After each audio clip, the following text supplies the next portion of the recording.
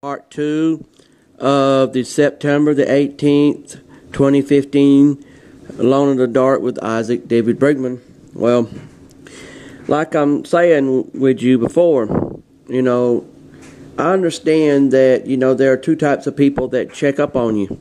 Those that check up on you because three or four of them. One that checks up on you because they care about you. Other that checks up on you because they like you and they ain't got the guts to tell you. Another that checks up on you because someone told them to.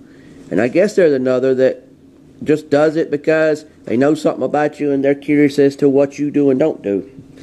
Look, folks, if there's anything about me you want to know about, let me know. I'll tell you. I'm getting sick and tired of, some of y'all telling me y'all know stuff I done or don't do and think that that's my whole entire life without asking me questions about it.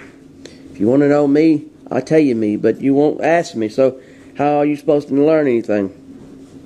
And I love people, but I don't like people to the sense of them aggravating me about, well, here's what you do and don't do, and you're like, you know me that well? Thank you for knowing me that well. Thank you.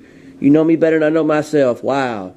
I thought the only one that knew you better than you knew yourself was God and Jesus, not, y'all. But anyways, I'm trying not to get upset about that because I understand sometimes it's people tell you want to know about me, and so besides, I bet you a lot of times when you find out this stuff about me, if it's actually going by where I live without me knowing about it until you tell me about it, you'd had to go out your way to do it, because I bet you the way you would normally go in life isn't nowhere near me, so don't start that mess. But I'll let you have, your little say-sos and do-sos about it. Because you know good and well you're going to say what you want to, folks. But let's get off that. You notice lately that this whole election we got going on now is not about, I'm being honest, it's not about the people in the election. It's about one man, Donald Trump. Why you say that? Because I'm sorry for you people that go for Donald Trump. Do not get me wrong. But the thing is, don't you think that it's, when you have an election going on, you're supposed to have every person in the election recognized, not just this one person recognized, and the rest of them they can just look the other way and act like they don't belong in the story, like they ghosts in the room. Wait a minute. We have people in this election. We don't have an election of one person. And hey, Scott Walker, I'm talking to you.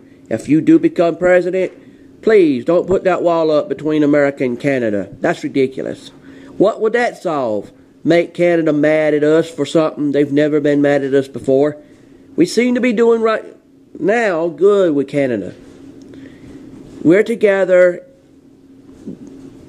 If you look at a map, you will notice that Canada and America is one big piece of land. They have their own government. They go by the parliamentary system. They go by the presidential system, and they have French people. They have Canadians that speak American English with an accent. So that tells me right there, if they're so similar to us with some little slight differences, don't that mean that they're like us in such a way where they should have the same freedoms we have? I mean, besides, don't you think their side's going to take it real harsh if you put a wall up? And where's the wall going to be? Because I thought part of our